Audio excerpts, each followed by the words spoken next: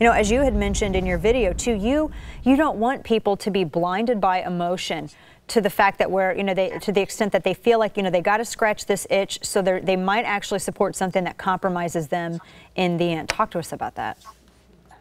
I think the most important thing I want to say first is there's a misconception. People are breaking up the video, chopping it up, and making it seem like I'm telling the dad to get over it emotionally. Right. It's not all what I'm saying. My heart was crushed when I watched the video. Literally, it was the first thing I woke up to when I got up that morning. But I've had plenty of conversations with people about guns, and usually it starts off pretty emotional because it's a very polarizing issue. However, once you break down that kind of get past the emotional aspect of it, and people stop just kind of arguing blindly, that's when the conversation really starts to happen, and people get to look at things objectively and see what really works and what really doesn't. And it's amazing what happens after you break past that point and people start to realize, okay, there's a point to this and there may be a point to that. I don't necessarily agree with you completely, but I do see where you're coming from. Murder's illegal. Theft is illegal. We have all of these things already classified as illegal, and yet people continue to break those laws every single day. And like with this particular case in Virginia, or really with any of these cases, you have someone who has a choice. Do I want to make an evil decision and use an inanimate object to do something really evil to good people, or am I not going to do that? Of course, they make these evil choices.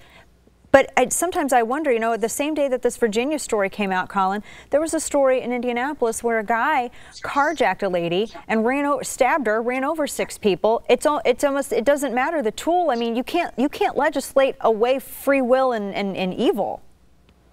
Yeah, absolutely. What the gun suffers from, unfortunately, is its inherent theatrics. With a gun, it's loud, it explodes, it's very theatrical in nature. So it's easy to prop it up on a screen when somebody gets shot with a gun and say, oh my God, these things are so dangerous. With a knife, it's quiet, it's very swift, it's unknown. And so there's really not much to show. But when you have a gun, it's like, oh my God, here it is. Look, you see it, you hear it. Oh my God, it's the most dangerous thing in the world. That's when the more rational aspects of our mentality start to kick in. And we're like, oh, we just got to get rid of the gun. We just got to get rid of the gun. Right. Not realizing, no, the real actor is the person who's utilizing a gun, because the same way that gun can kill is the same way that it can defend. Right, absolutely. How frustrated are you when we miss the bigger picture every single time when something like this happens?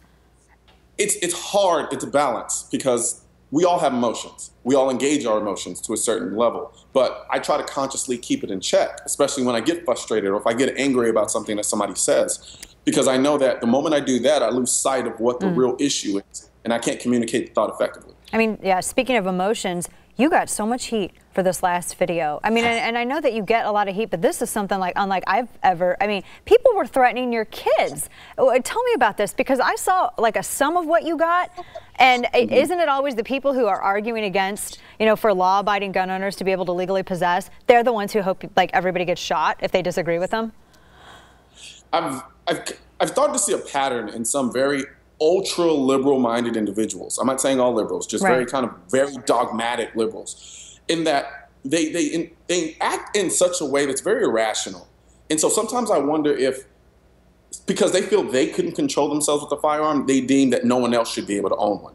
I got a tweet after a particular article was written, I believe, by Media Matters, basically insinuating that I told the father to, in all words, in so many words, get over it. Yeah, which you didn't at all. I didn't say at all. Right. No, not at all. And so I guess the guy felt a certain kind of way about it, so he decided to tweet me.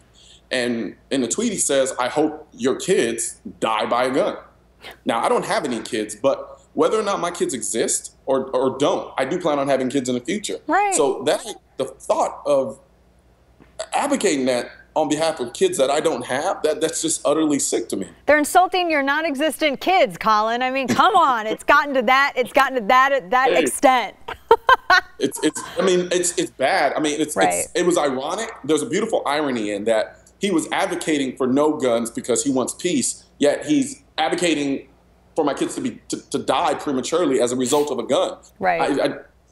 It kind of boggles your mind a little bit, but there are those people in the world. They exist on both sides, but it's sad when you see it with respect to the issue, because this is not Monday Night Football. We're not playing a game. Yeah. This is real. These are people's lives we're talking about.